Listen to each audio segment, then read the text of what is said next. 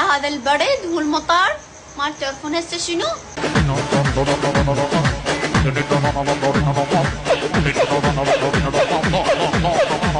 مال هسه تقض لك تيل ويلي تخلص من هاي العيشة ترتاح يا معود. يا بي مو تنعل اجدح نهار شنو مشعر.